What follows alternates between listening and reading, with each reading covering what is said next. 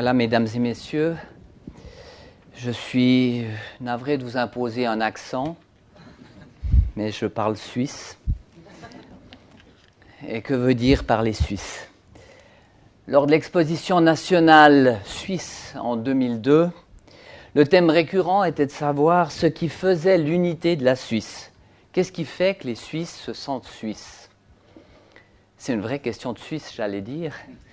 Les Français ne se posent pas cette question, les Suisses, oui. Pourquoi? Parce que la Suisse, historiquement, je ne vais pas vous faire un cours d'histoire ou un cours d'histoire du droit, mais la Suisse, historiquement, s'est construite, est le fruit de la résistance aux grandes puissances qui l'entouraient, et qui l'entourent encore en partie, même si c'est parfois des puissances sur le déclin. Elle fut donc le résultat d'intérêts communs des grandes puissances d'une partie et des peuplades de ce qui constitue aujourd'hui la Suisse pour résister, pour ne pas se faire simplement happer par les puissances qui les entouraient. Alors bon, les Suisses, vous le savez certainement, ont, à l'origine en tout cas, conservé leur indépendance à force de guerre. C'était avant tout d'excellents guerriers.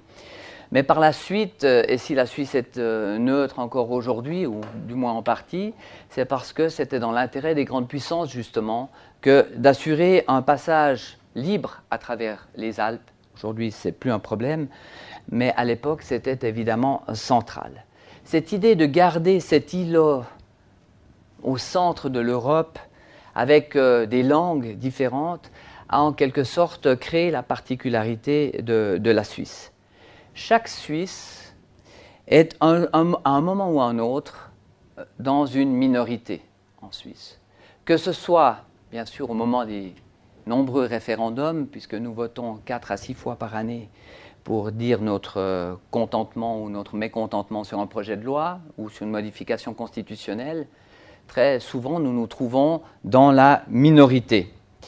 Mais nous sommes également dans la minorité parce qu'en Suisse, on parle, j'y viens, 4 langues différentes, on a plusieurs religions et la frontière des langues et des religions ne coïncide pas.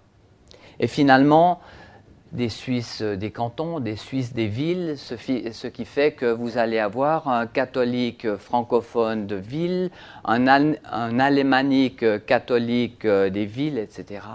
Vous vous trouvez toujours dans une situation de minorité. Et je pense que ce qui fait la particularité des Suisses, et vous comprendrez pourquoi je le dis dans un moment, c'est cette aptitude à comprendre l'autre dans sa diversité, ou en tout cas une certaine propension à essayer de comprendre l'autre dans sa diversité, comprendre les minorités et l'intérêt qu'il y a à vivre avec ces minorités. Alors, la Suisse compte 4 langues nationales, vous le savez certainement, qui sont reconnues par la Constitution fédérale de 1999, mais qu'il était déjà par le passé. L'article 4 que vous voyez ici dispose que les langues nationales sont l'allemand, le français, l'italien et le romanche. Les bouteilles de notre boisson nationale, le Rivella, sont également au nombre de 4 couleurs différentes, mais pour le même goût. C'est ça la Suisse.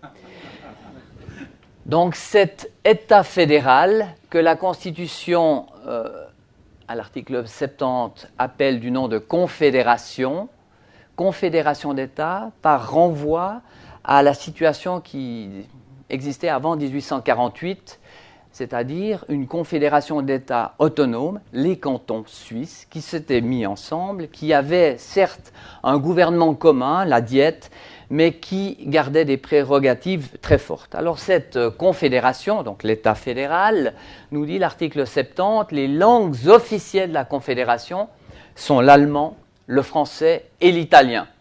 Le romanche est aussi langue officielle pour les rapports que la confédération entretient avec les personnes de langue romanche.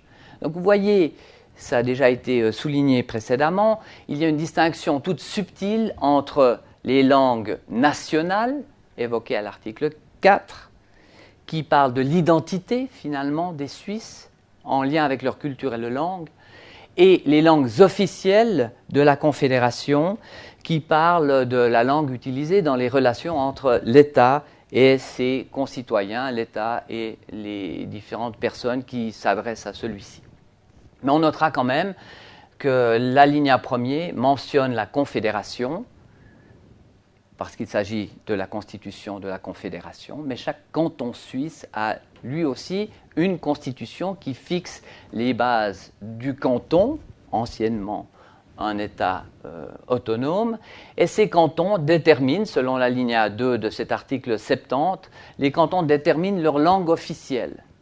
Donc si nous avons 3 langues officielles et demie, l'allemand, le français et l'italien, et le romanche pour les romanches, nous avons des langues officielles qui varient d'un canton à l'autre pour les relations de l'État cantonal avec ses concitoyens. Et chaque canton n'est pas unilingue, on le voit à l'alinéa 4, non, on n'arrive pas à le voir ici, à l'alinéa 4, la Confédération soutient les cantons plurilingues. Il y a donc une reconnaissance directe ici de la possibilité d'avoir un canton pour lequel plusieurs langues sont des langues officielles. Donc un système à plusieurs étages avec une confédération plurilingue, des États fédérés, les cantons eux-mêmes plurilingues, et bien sûr des mesures d'accompagnement pour les langues, j'allais dire, défavorisées, l'italien en partie et surtout le romanche grijoun, le romanche qui est parlé essentiellement dans le canton des Grisons. Alors cette présentation de l'article 70 de la Constitution fédérale permet de constater qu'on a 3 langues qui, j'y reviendrai, sont également authentiques. Elles ont également la même valeur l'une que l'autre. Alors, juste pour vous donner un exemple, les arrêts, puisque ça a été évoqué et que ce sera l'objet notamment de la discussion de la prochaine leçon, les arrêts de notre tribunal suprême, qu'on appelle le tribunal fédéral, les arrêts du tribunal fédéral sont rédigés dans la langue de la décision attaquée. La décision attaquée provient d'un canton. Si la décision provient du canton de Genève, la langue officielle du canton de Genève étant le français, la décision de notre Cour suprême sera rédigée en français. Si la décision attaquée provient du canton de Zurich, la langue officielle du canton de Zurich étant l'allemand, la décision du tribunal fédéral de notre Cour suprême sera rédigée en allemand. Si la décision vient du canton de Fribourg, puisque je suis fribourgeois, on va quand même parler de Fribourg aussi, là nous avons 2 langues officielles, le français et l'allemand. Et alors la réponse, c'est une vraie réponse de juriste, ça dépend. Ça dépend de quelle partie du canton de Fribourg la décision est originaire en quelque sorte, puisque certaines parties du territoire fribourgeois n'ont que l'allemand comme langue officielle judiciaire, d'autres que le français, d'autres bilingues, en fonction des parties au procès. Quand je dis en fonction des parties, on a eu un joli cas à résoudre il y a quelques années. Vous aviez un demandeur qui était suisse-alémanique, d'origine bernoise, un défendeur qui était une société irlandaise. Vous aviez ensuite un avocat du demandeur qui était suisse-alémanique, il défendait un client suisse-alémanique, et puis l'avocat de la société irlandaise qui était francophone, mais il comprenait le Schweizerdeutsch, le suisse-allemand également. La question à 100 francs, c'est évidemment quelle est la langue de la procédure. Est-ce le français, l'allemand, pas l'anglais, puisque l'anglais n'est pas une langue officielle. Et la réponse donnée par notre tribunal cantonal, qui me paraît tout à fait judicieuse, c'était de dire, en principe, c'est la langue du défendeur, puisqu'il doit pouvoir se défendre au mieux, il faut qu'il comprenne la procédure. En l'occurrence, l'irlandais ou l'anglais n'étant pas une langue officielle, c'est la langue de l'avocat qui défend le défendeur, c'était le français. Quand bien même, cet avocat comprend l'allemand. Pour les avocats dans la salle, vous comprenez l'enjeu. S'il faut traduire toutes les pièces du procès en allemand ou en français, ça peut avoir des incidences importantes. Lorsque l'arrêt vient du canton des Grisons, il arrive parfois que l'arrêt soit en romanche grijoun, en romanche. Et vous avez ici un des 2 exemples qui existent où le tribunal fédéral, les 38 juges proviennent des différentes régions de Suisse, et un des juges provenait en tout cas lors de cet arrêt-là du canton des Grisons, et donc la décision a été rédigée en grison. C'était d'ailleurs une décision qui avait pour but de déterminer la langue de la procédure. Est-ce qu'on avait le droit d'intenter un recours en romanche grijoun, ou bien est-ce qu'il fallait le faire en allemand parce qu'il y avait eu une modification constitutionnelle peu de temps avant. Et pour rebondir sur ce qui a été précisé précédemment, vous voyez qu'en vert, j'ai indiqué, ou plutôt le tribunal fédéral, la Cour suprême a indiqué Deutsche offizielle Übersetzung. Donc, je traduis pour ceux qui ne maîtrisent pas l'allemand, traduction officielle allemande, aus der Erwägungen, etc.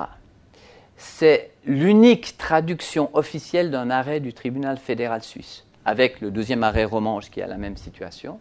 En principe, les arrêts du tribunal fédéral suisse ne sont pas traduits officiellement dans une des autres langues officielles ou nationales. Mais évidemment, le romanche grijoun étant une situation un peu particulière, le but c'est quand même que les juristes comprennent le fondement de l'arrêt. Cet arrêt-là a été traduit. La petite histoire qui m'est parvenue m'indique qu'on m'a fait comprendre que en fait, le juge Grison, des Grisons, qui faisait partie du tribunal fédéral, ne parlait pas le romanche grijoun.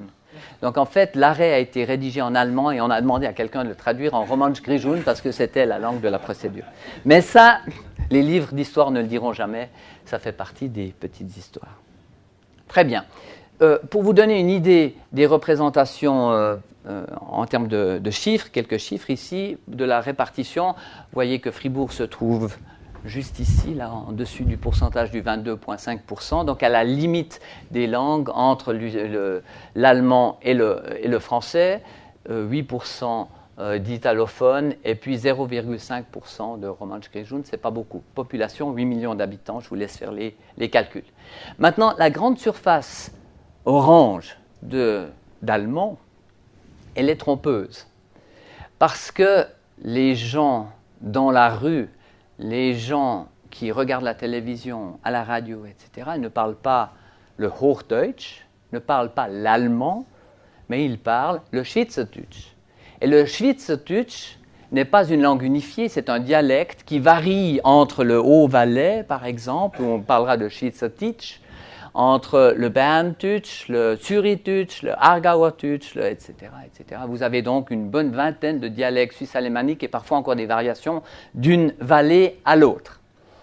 Et les seuls éléments qui sont en allemand, tel que vous l'imaginez, ce sont les textes qui sont écrits parce que le Schweizerdeutsch est une langue essentiellement orale. Raison pour laquelle les alémaniques parlent de Schweizerdeutsch et de Schriftdeutsch. Schriftdeutsch, l'allemand que l'on écrit, ou parfois de Hochdeutsch par rapport à une référence géographique et temporelle historique. Les romans, les francophones, nous parlons du bon allemand pour désigner l'allemand que vous connaissez et le Schweizerdeutsch. On voit là aussi, culturellement, c'est évidemment marqué. Mais il y a un respect de cela, donc il faut simplement imaginer que ce suisse allemand n'est peut-être pas aussi uniforme que ce que l'on veut bien dire. Alors juste pour voir un petit peu les tendances, il y a une tendance de recul du suisse allemand ou de l'allemand comme langue maternelle, une augmentation du français légère, l'italien est relativement stable et le romanche grijoun entre 0,8 et 0,5%, ça ne change pas grand-chose. Il y a relativement peu de personnes qui parlent cette langue, mais c'est une langue officielle et bien sûr une langue nationale. Vous voyez que les Suisses, on est quand même les seuls où on arrive à un total de 116%. Hein? Mais c'est parce qu'il y a certaines personnes qui déclarent plusieurs langues maternelles, en disant je suis vraiment parfaitement bilingue et donc j'ai 2 langues maternelles. Et puis il y a bien sûr ceux qui ont d'autres langues que l'une des 4 langues nationales comme langue maternelle.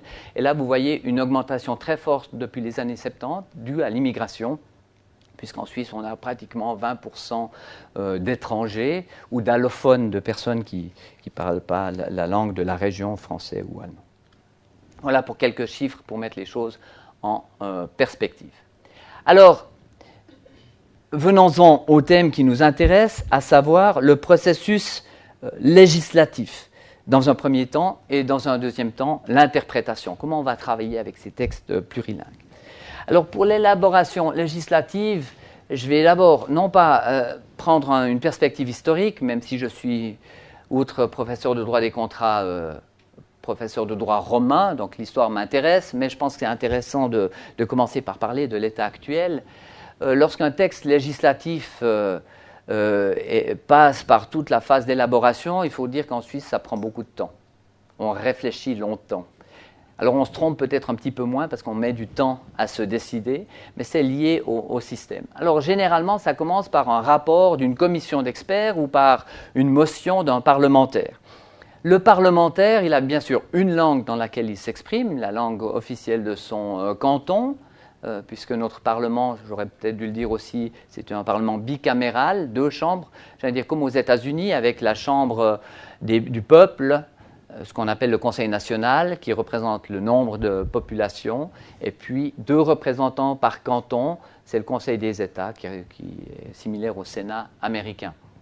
Donc ce parlementaire va s'exprimer dans sa langue, mais s'il dépose ce qu'on appelle une requête, une motion parlementaire, elle sera immédiatement traduite dans les 2 autres langues nationales. Le romanche gris-jaune, on l'a vu dans l'article 70, n'est utilisé que pour les relations avec les citoyens qui parlent le romanche, donc au niveau fédéral, ça n'est en principe pas utilisé. Donc on aura le français, l'allemand et l'italien. Malgré le fait que la motion aura été pensée en français ou en allemand, ou éventuellement en italien, elle sera soumise à tous les parlementaires directement dans les 3 langues. En revanche, si on demande à un expert de préparer un projet de loi ou un rapport, ce rapport sera dans une seule langue. Parfois, il sera traduit, mais ce n'est pas une nécessité. Donc on a évidemment plus de rapports en allemand qu'en français, de par évidemment la représentativité de l'allemand dans notre pays. L'administration, elle travaille en majorité en allemand de nouveau parce qu'il y a plus de fonctionnaires alémaniques, germanophones. Quand je dis allemand, ça veut dire germanophone.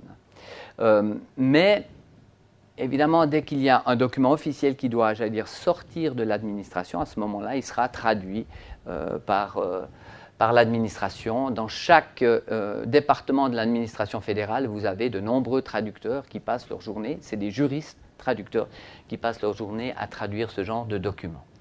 Par la suite, on arrive au stade de l'avant-projet.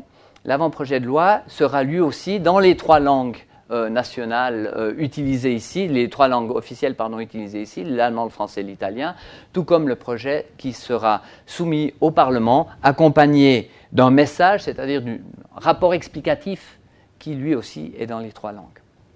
Tout ça doit se faire relativement rapidement, malgré l'ampleur des documents. Et c'est là que ça devient intéressant, c'est la discussion au Parlement. Au Parlement, il y aura une commission qui va discuter du texte de loi avant que le texte soit soumis au plénum. Et dans cette commission, chacun parle sa langue. Alors parfois, on fait venir encore des experts. Je suis allé récemment dans une commission comme expert. On m'a demandé de parler dans ma langue. Alors ma langue, c'est laquelle? C'est le français, mais ma maman est suisse-alémanique. Donc ma langue maternelle, c'est le Schweizerdeutsch. Mais le français est ma langue d'usage. Alors bon, on ne va pas entrer dans cette discussion. Mais dans cette commission, chaque parlementaire parle sa langue. Et il n'y a pas de traduction officielle.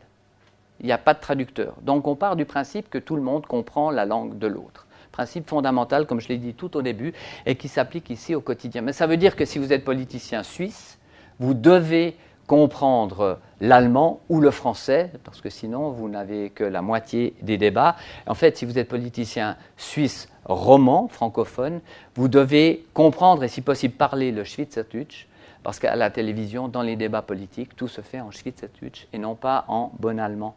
Je suis francophone, je parle de bon allemand. Après, finalement, au Parlement, chacun parle sa langue, là aussi, à la tribune, mais il y a traduction officielle, et le rapport, le bulletin officiel est, lui, traduit immédiatement dans les 3 langues nationales, et à la fin, le texte est encore contrôlé par une commission de rédaction qui contrôle le fonctionnement. Voilà pour le système. Donc, il y a en quelque sorte un système qui intègre complètement les 3 langues dans le processus législatif, tout en ayant des phases où chacun adopte sa langue et où on peut voir apparaître des divergences. J'y viens dans un instant. Ce qu'il faut retenir à ce stade, c'est que les textes légaux sont d'égale valeur allemand, français, italien. Et ça pose évidemment un problème très important au moment de l'interprétation. Alors, peut-être juste un mot sur cette interprétation, enfin plus qu'un mot en fait. L'interprétation plurilingue, qui est ma deuxième partie. Je ne suis pas français, mais je vais essayer de faire une présentation en deux parties. Le Code civil suisse, à son article 1er, traite de l'application de la loi. Ce Code civil suisse, comme tous les autres textes légaux, est en 3 langues, en 4 aussi, parce qu'il existe aussi en romanche. Et donc, on peut comparer l'article 1er en français, en allemand. J'aurais pu mettre l'italien, mais c'était des questions de place. Je me suis dit qu'on va se limiter à ces 2 langues. Ce qu'il faut savoir, c'est qu'à l'origine déjà, lorsqu'on a adopté le Code civil suisse en 1907, on a procédé à une traduction simultanée de l'allemand au français. Le rédacteur, Eugen Huber, était professeur de droit à Berne. Il enseignait en allemand, mais il est aussi professeur de droit français. Donc il maîtrisait très bien le français. Et Virgile Rossel, le traducteur officiel, juge au tribunal fédéral, a essayé de procéder à la traduction au fur et à mesure des débats des commissions pour avoir vraiment un texte qui colle un peu, pour suivre les directives belges. Je ne sais pas si elles existaient déjà, mais c'était vraiment l'idée. Alors, en 1900, lorsqu'on a vu la première traduction en français de Virgile Rossel, il y a eu un débat très virulent entre un avocat zurichois et Virgile Rossel à travers des articles croisés en disant que Virgile Rossel avait trahi le texte allemand dans sa traduction et Virgile Rossel de répondre que non, il avait tenu compte de la culture juridique francophone dans sa traduction, mais inévitablement, il y avait des différences assez significatives entre l'une et l'autre des versions. La version italienne, elle a été traduite après coup, et puis elle a la même valeur, même s'il s'agit en fait d'une traduction. Alors voyons ce que doit faire un juge qui veut interpréter un texte légal en Suisse en se fondant sur l'article 1er du Code civil. Application de la loi régit toutes les matières auxquelles se rapporte la lettre ou l'esprit de l'une de ces dispositions, et non pas la loi, la lettre et l'esprit. Il y a une alternative ici. À défaut d'une disposition légale applicable, le juge prononce selon le droit coutumier et à défaut d'une coutume, selon les règles qu'il établirait s'il avait à faire acte de législateur. Donc le juge législateur est en quelque sorte reconnu dans cette disposition qui a été inspirée par les travaux de François Génie et qui était en relation épistolaire avec Eugen Huber à l'époque. Il s'inspire des solutions consacrées par la doctrine et la jurisprudence. Je ne vais pas vous faire un cours de méthodologie juridique.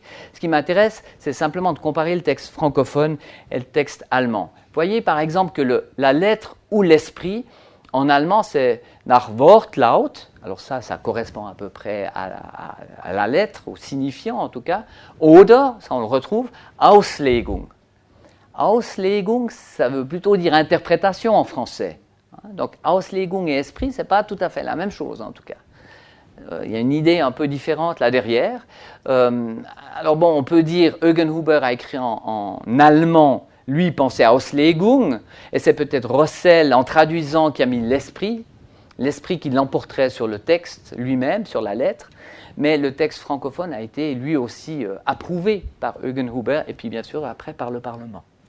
Deuxième différence assez significative, à l'alinéa 2, vous voyez qu'en français, il est indiqué « le juge prononce » et en allemand « das Gericht », le tribunal.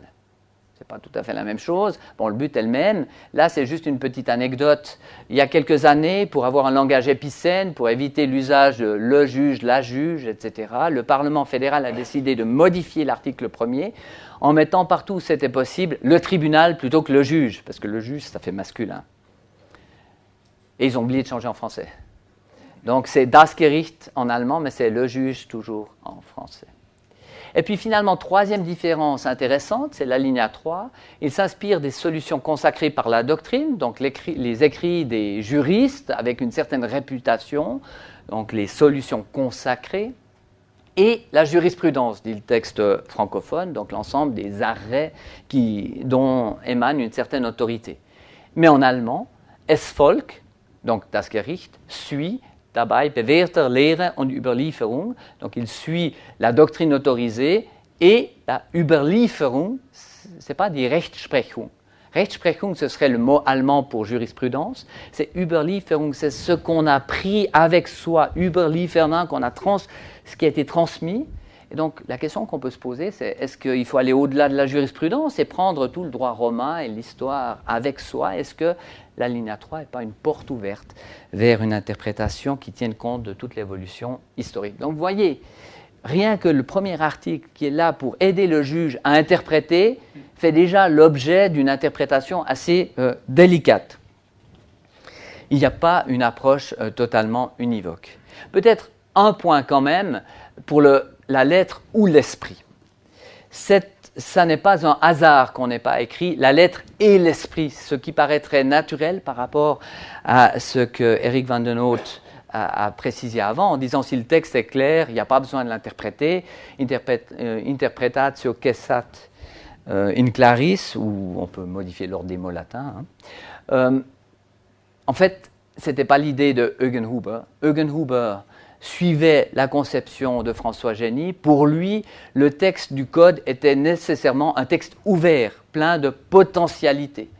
Et donc, le texte est un passage, un aspect programmatique de ce que l'on doit faire avec cette disposition légale, mais l'esprit du texte, encore faut-il savoir ce qu'on entend par là, l'esprit du texte ou de la disposition est certainement tout aussi important. Et on le voit très bien dans un texte qu'il a rédigé en 1920, où il indique que le droit est en constante évolution sous l'influence des changements, des besoins et du contexte social, et cela en dépit du fait que le texte légal ne change pas. Il écrit ainsi: Das Recht ist nicht durch die Gesetzgebung geschaffen, sondern wird durch die Gesetze nur widerspiegelt, während die Schaffung des Rechts Mächten überlassen wird, über die der Gesetzgebung keine Gewalt zusteht. En français dans le texte, enfin c'est en allemand dans le texte, mais en français ça donne quelque chose, mais c'est ma traduction.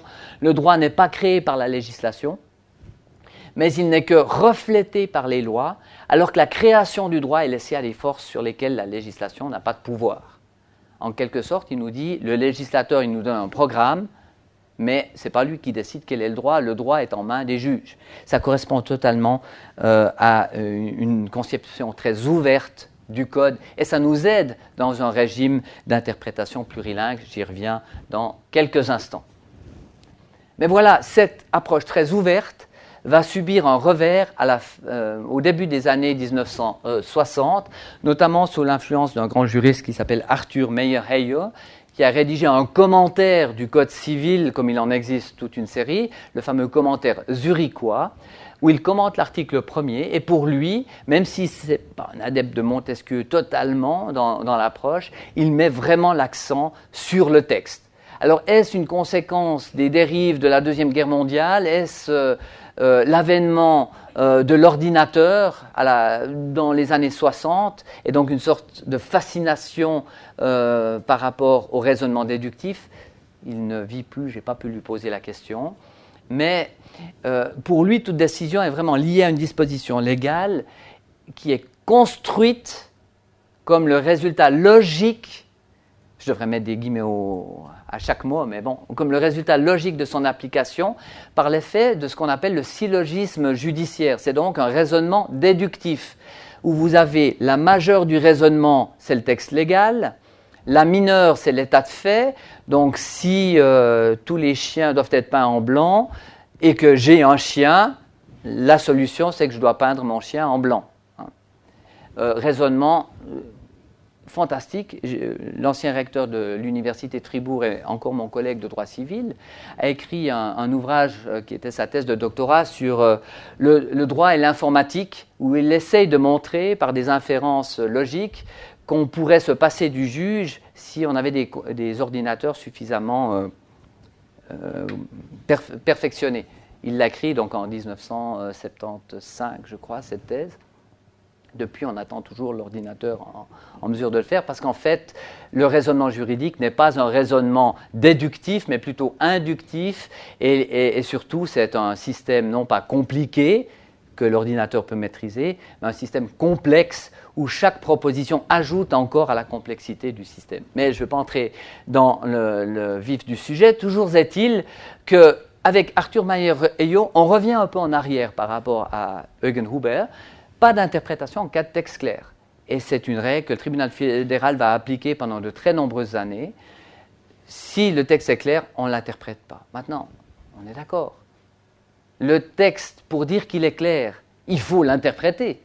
C'est toujours le résultat d'une pré-interprétation. Il peut être clair en français et pas en allemand, ou en italien, mais pas en français. Donc, comment peut-on dire dans un système plurilingue que le texte peut être clair ? Donc là, il y a une vraie volonté de limiter le pouvoir du juge, de réduire le tout à un système logique déductif. Et quand j'étais étudiant, on nous apprenait à faire des systèmes électriques, vous savez, avec la petite embout à la fin. On prenait une disposition légale et on devait décortiquer pour dire, voilà, là, il y a la solution. Bon, malgré ça, je suis quand même devenu professeur, donc j'ai réussi à dépasser ce stade, il me semble. Mais dans le même temps, on développe toute une théorie des lacunes du texte, en disant, voilà, le texte ne dit rien. Bon, le texte, je ne l'ai jamais entendu parler, mais c'est une manière, évidemment.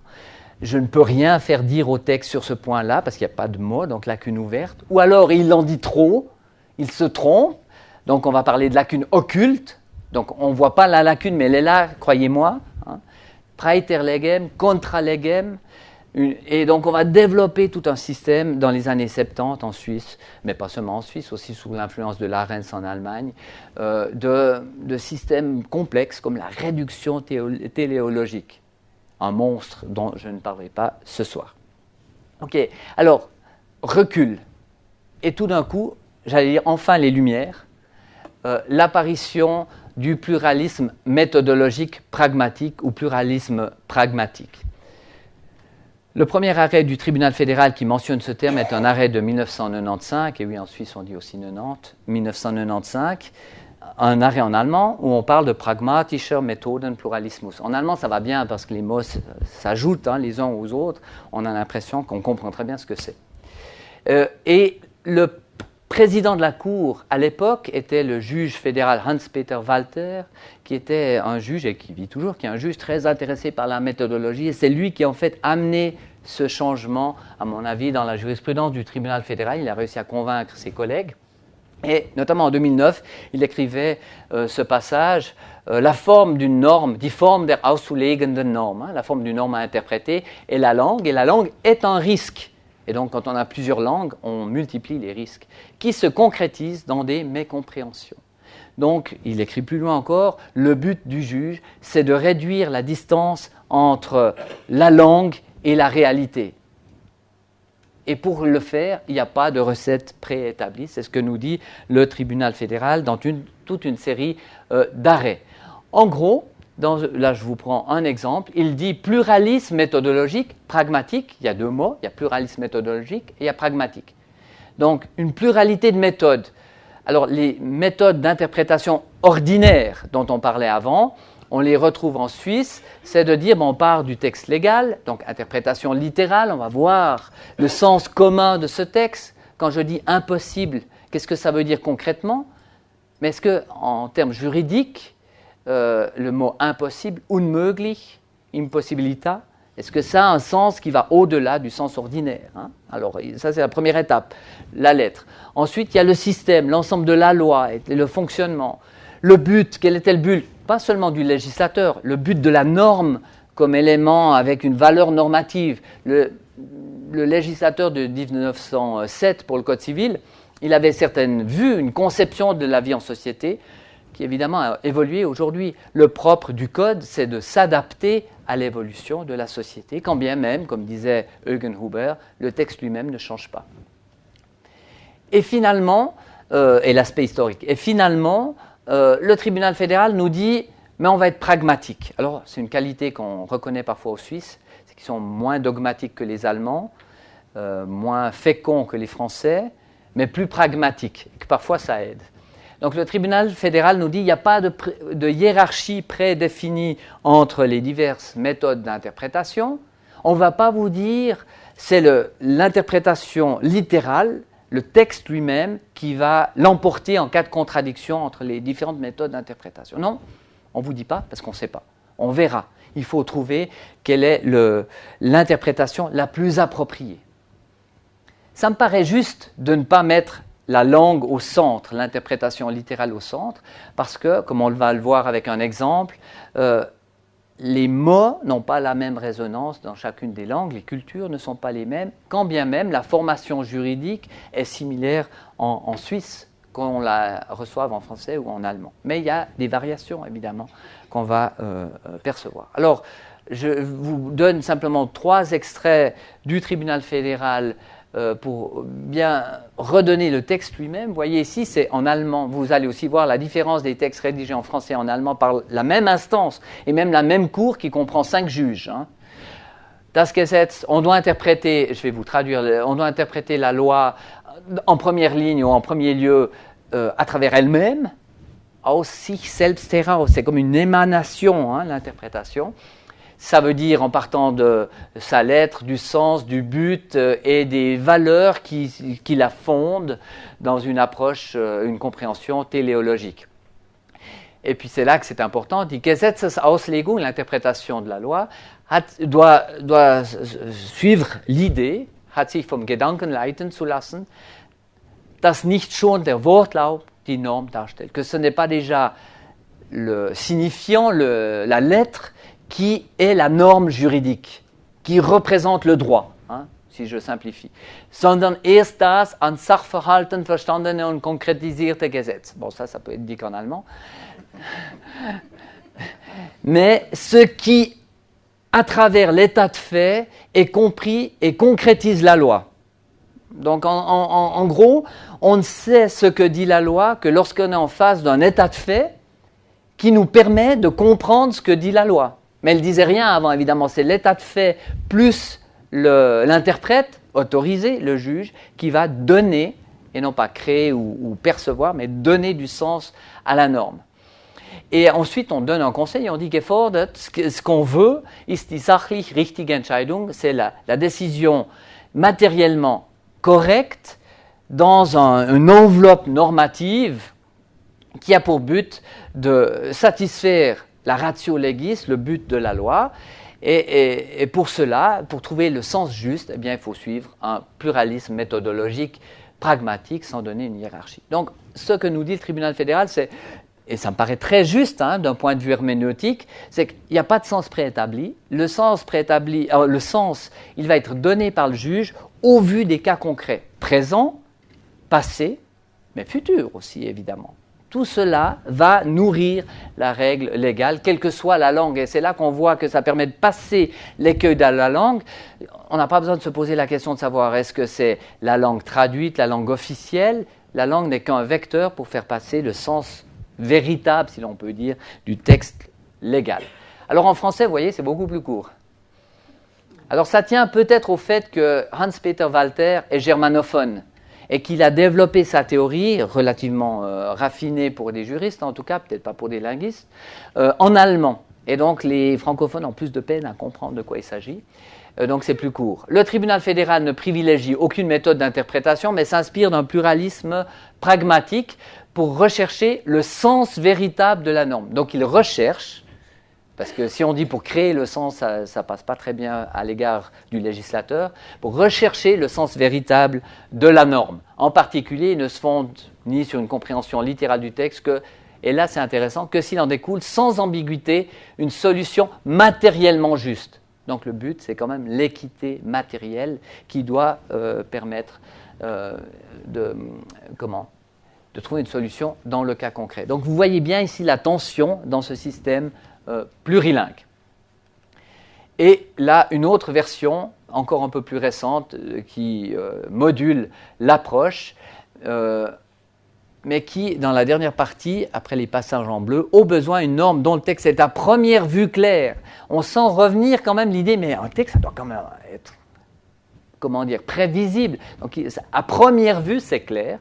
Peut être entendu par analogie à une situation qu'elle ne vise pas, ce qu'on appelle l'extension téléologique. Donc, j'ai un texte qui est censé dire quelque chose, je dis, mais en fait, il faut l'étendre. Donc, en fait, le texte ne disait pas ce qu'il disait. Ou alors, il paraît trop large et je peux le réduire, ce qu'on appelle la réduction théologique, en disant il en dit plus que ce qu'il devrait dire. Mais donc, on voit bien que le texte n'a pas une portée préétablie, quelle que soit la langue, mais que c'est le résultat de cette confrontation du cas concret à la norme par le processus d'analyse des juges, qui sont plusieurs aussi pour garantir cela. Alors, dans une approche plurilingue, ça facilite parce que ça permet de se détacher du signifiant, du texte lui-même, mais ça ne résout pas tous les problèmes de prévisibilité. Pour vous donner un exemple, bon ça je vous l'ai déjà dit, je vais prendre un arrêt du tribunal fédéral, l'ATF 127, un arrêt de 2001. Il s'agissait de la situation suivante. Des locataires ont conclu un contrat de bail. Ils ont une date pour le constat d'entrée, en Suisse en tout cas. La remise des clés de l'appartement se fait lorsqu'on a un constat, on regarde s'il n'y a pas de défaut apparent, etc. Les locataires ne se rendent pas au constat d'entrée parce qu'entre deux, ils ont probablement changé d'avis, ils ne veulent plus de cet appartement. Donc ils disent, on ne veut pas les clés.